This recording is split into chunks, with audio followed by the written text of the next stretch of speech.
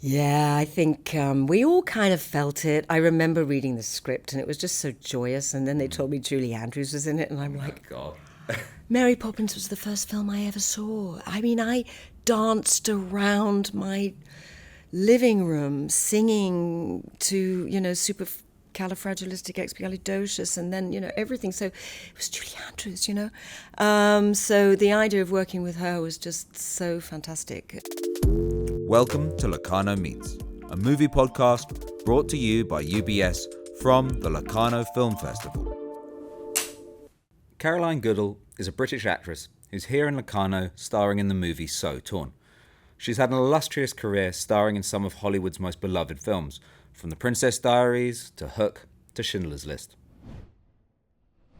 Caroline, thank you so much for joining us. Hi, Alex. It's absolutely lovely to be here. Thank you very much. Locarno. So you're here with So Torn. I'm here with So Torn. What kind of experience is it to make a film with such a young and exciting director? It was quite incredible. I mean, Freddy got in touch through a casting director friend of mine, Sharon Howard-Field, who's quite brilliant. So I trust her completely. And she said, you really have to check out this guy's short film. And so I said, yeah, sure, okay, And so in it came, and I watched it, and I thought, this guy is really good. How old is he again? And they said he's 21. He's literally just graduated from the American Film Institute, and, he was up for a student Oscar for his short film. And I said, but he's so mature. I mean, he's mature beyond his years. He understands film language, but also his father's a model maker, and they work together. So there's actually Fred and Freddy MacDonald, and they have this wonderful symbiosis, which was quite fantastic. So when I saw the short, I thought, this is really good. Send me the script. And then they said it's shooting in Switzerland. So I said, well, this is getting even better. And then they said Ron Cook was in it. And I said, that's even better, because Ron and I have known each other about 40 years and we've worked together at least 3 or 4 times. And John Lynch. And I said, what an extraordinary cast they're getting together for almost no money, because it's a very independent movie. And I love the idea of just playing this kind of completely crazy lady who's about to get married for the 3rd time and is a complete bridezilla and unapologetic about it. Yeah, she is terrifying. With a character like that, are you there looking for empathy, or are you just like, no, I'm playing her broad? Yeah, I mean, the interesting thing was, I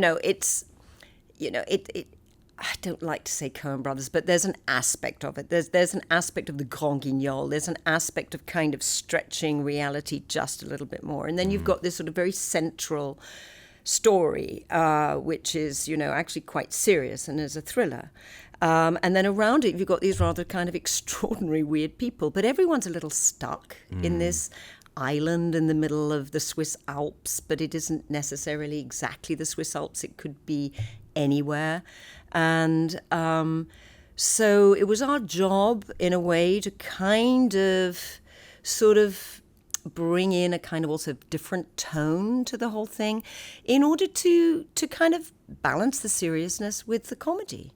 And, it's a bit of a line to navigate, but people seem to really like the movie, so hopefully we managed. No, it's navigated really well, and I think that's one of the things that's so impressive for such a young director. Were there ever moments, though, when you were like, to be honest, Steven Spielberg does this differently, and you wanted to have a little word in Freddy's ear? No, actually, I think there's a lot about Freddy that, a lot of Steven and Freddy, because there's that immense calm on set and a kind of feeling of really supporting your cast and just kind of really knowing what you want to do and never forcing anything, never pushing anyone. He was just so kind of balanced. And that was really fresh, because you're thinking, I've got someone who's shooting his first feature. He's got some seriously experienced actors around him. I mean, you've got Kay Callan, who's, in her 80s, and she's just marvellous. And so he wasn't daunted one tiny bit. I mean, John Lynch can be really scary. He, we'd finish early some days. Oh, mate. I mean, it was just like a dream. Oh, the Clint Eastwood school. It was the Clint Eastwood school, exactly. So he just really knows his stuff. And I think it's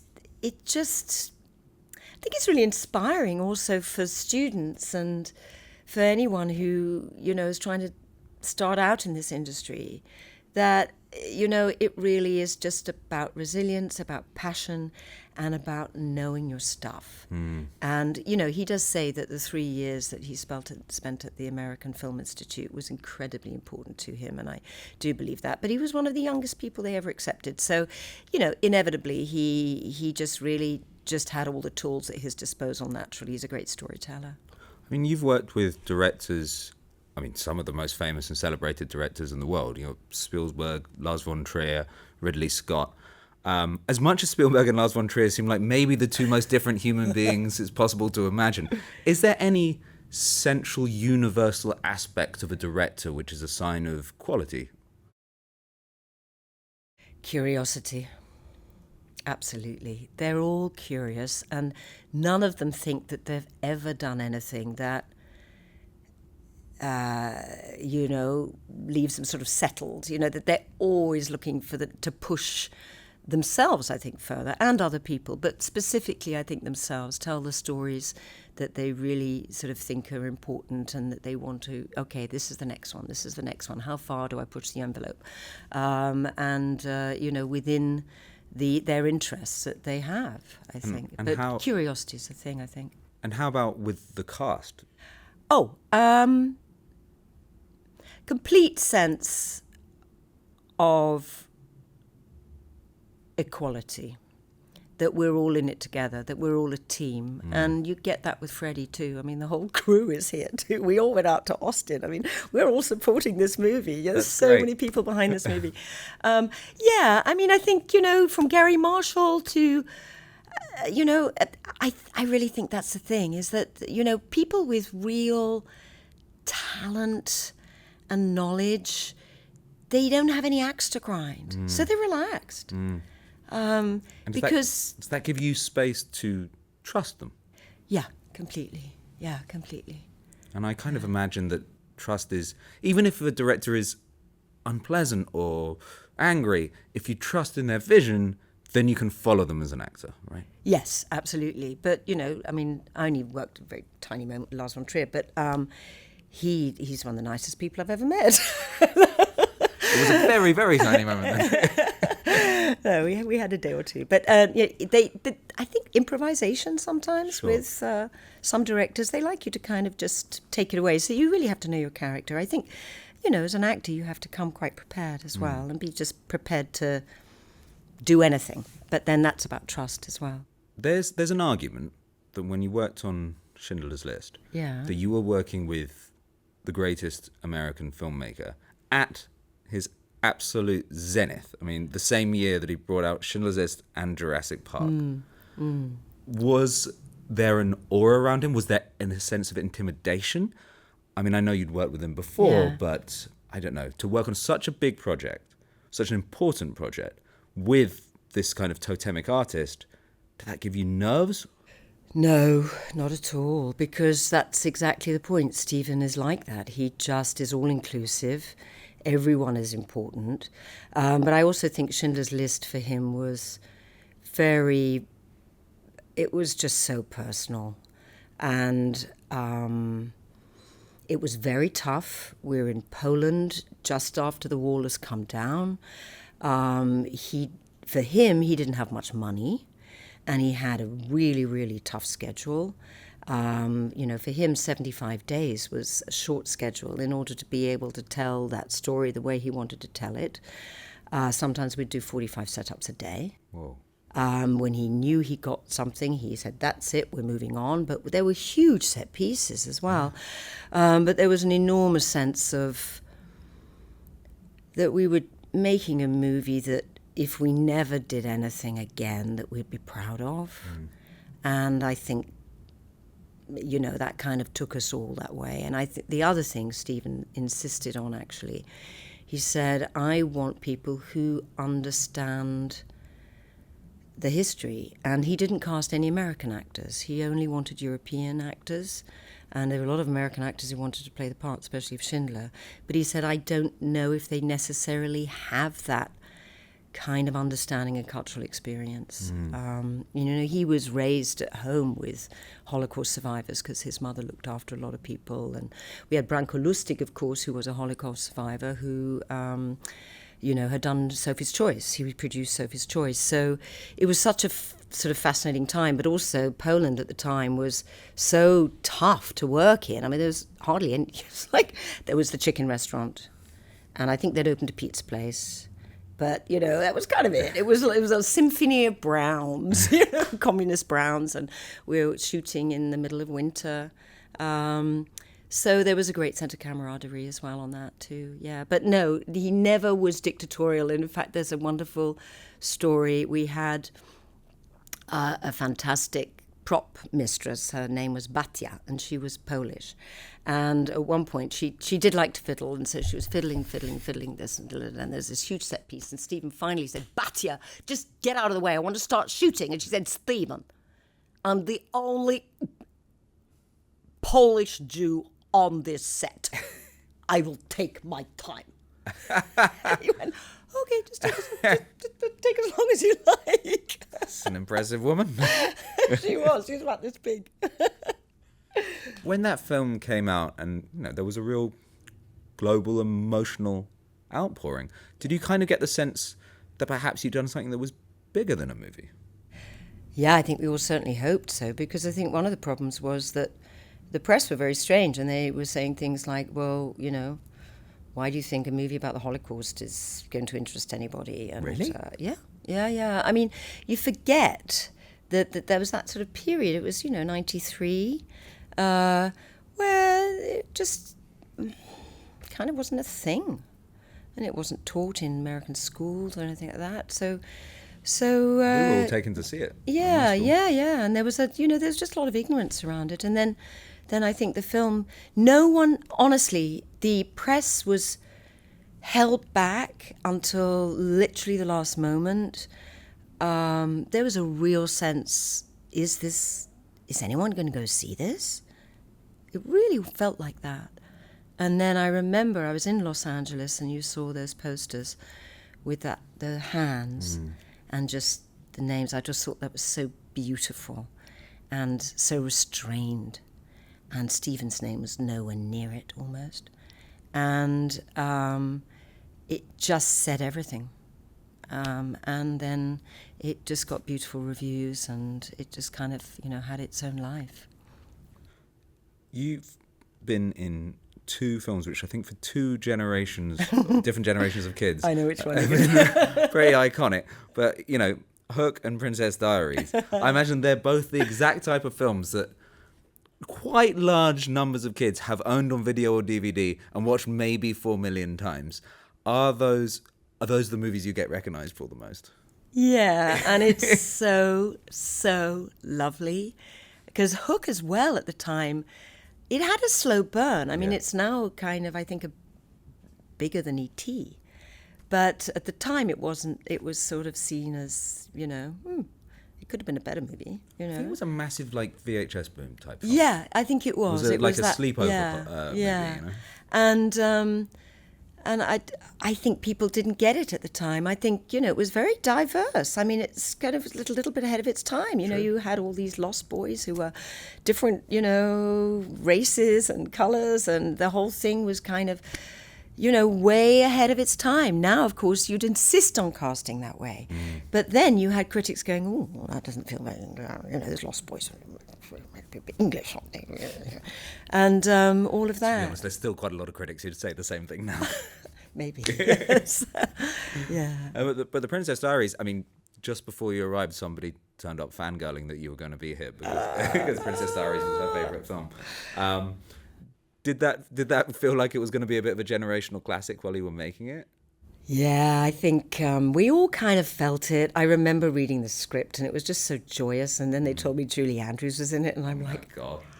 Mary Poppins was the first film I ever saw. I mean, I danced around my living room singing to, supercalifragilisticexpialidocious, and then, everything. So it was Julie Andrews, So the idea of working with her was just so fantastic. And then Gary Marshall.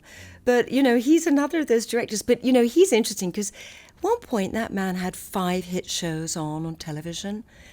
He had, Laverne and Shirley. He had Happy Days. He had, the one with Robin Williams. Mork and Mindy. I mean, it was unbelievable. But he was a great kind of freewheeler. He'd make stuff up, and he had 2 writers on the set. They were Marty and Marty. And Marty literally had little notebooks, and they'd just write jokes. And then they'd hand them to Gary. And Gary would just throw a line at you over the camera and say, "Oh, say this," and he'd just speak the line, and you'd be in the middle of you'd have to do a joke, and then if he didn't like the way you did, it was like, God, and he was like, "Oh, I've let him down." But it was just extraordinary. It was just one of those things. He loved working till 2:00 in the morning as well. Yeah, completely happy, and we all Scorpios, and for some reason, me, Anne, Julie Andrews, and every time there was a birthday, they'd wheel in the birthday cakes. Oh, nice. And they said, so I think it was like 3rd or 4th birthday, and it was 2:00 in the morning, and we're doing a scene with Sandra Oh, this one in the school. That's one hell of a cast, isn't it? I know. And Julie, they said, "Oh, happy birthday," and she went, "Oh," and she's so polite, and they said, "Julie, what do you want for your birthday?" "To go home, Gary, please." So, yeah, a lot of stories on that one. A few years ago, you produced your first film. I did. The Bay of Silence. What do you think was the hardest thing about being a producer? I had a producer friend once explaining it to me as, you've no idea how hard it is. You're basically inventing a company from scratch. That's what making a movie is. How did it feel to you? Well, I guess I became a producer a bit by default because I also wrote it. Mm-hmm. And then once you write it, and then you go and sort of give it to people, and they, option it, and then nothing happens. And then they option it again, nothing happens, and the years go by. And then you've attached an actor, and they say, "What's happening?" And you go, "Oh, well, and I had Brian Cox attached, and and then various people came in and out, and I just thought, I think I really need to know how to do this." And after a certain number of years, you start to kind of understand, and I've always had that kind of nerdy side to me, if that's the right word. I've always been fascinated by movies, how they're made. My husband's a cinematographer, he doesn't, act as a so I know a lot of people behind the scenes. So I thought, well, I think I better start raising the money for this and trying to figure out how to do it. And actually, the more I got into it, the more I really, really enjoyed it. I can eat a finance plan for breakfast and love talking about tax credits and, all that kind of stuff. And it actually sort of became a bit of a passion. And we managed to do it. I mean, I basically said to my cast, I'm not going to do this unless everyone's paid properly, everyone is union, and that we have a budget that supports the film, and we get a really great director, and that's how we did it. So a lot of people, their first movies, they think, okay, I need to raise 10 grand or 500,000, and then I'll do it, and then it doesn't get seen. Sure. But if you can do something, you can get pre-sales as well. And the budget was $5 million. That's a lot of money to raise. But we sold the world. So, even if it's not a huge hit or anything like that, the point is that you've done the sales. That's what's important, and that you've sort of made a movie that, everyone can feel comfortable with, and it's out there. Is it something you want to do again? Yes. You working on anything? Yeah. Okay. Yeah. This is yeah. I'll let you know. Fair enough. Lots of TBTs. When you were a kid, was it theatre or film that you were most excited by as an actor? Theatre. Yeah. I was obsessed with theatre. I was a member of the National Youth Theatre. My first, I was at the National Theatre, the Royal Shakespeare Company. I was in those days when you did rep, where, a young actor came out. I went to Bristol University. I did a degree in drama and English, which in those days wasn't seen as sort of as kosher as, going to RADA or Guildhall, and now it's fine, everyone just does university degrees.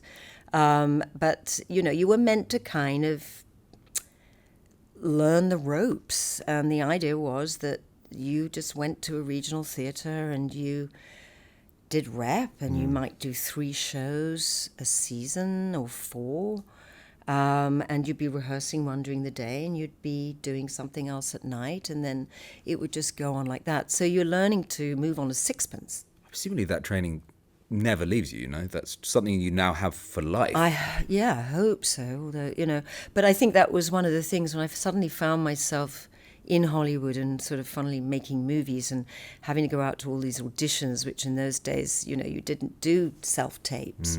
You had to get in your car. You literally would go to your agency and they would leave a pile of scripts at the garage door. And you would, get them. And sometimes at what they call side, so it might be only 4 or 5 pieces of paper, and you had very little idea what the show was about.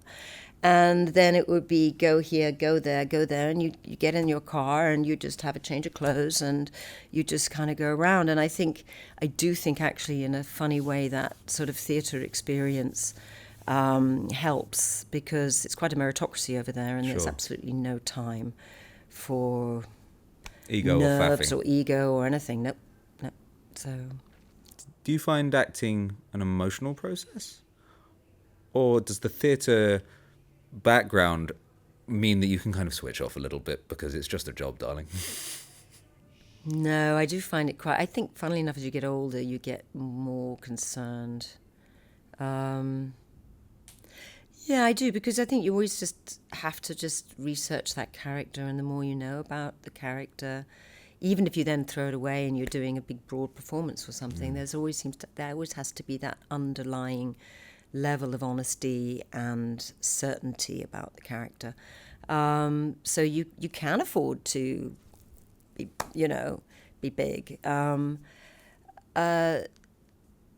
yeah, I mean, I think it slightly depends on the role. I mean, I do remember we made, Dorian Gray, and it was one of those movies where a whole bunch of people who know each other quite well suddenly find themselves cast together, and they're all dreadful gossips.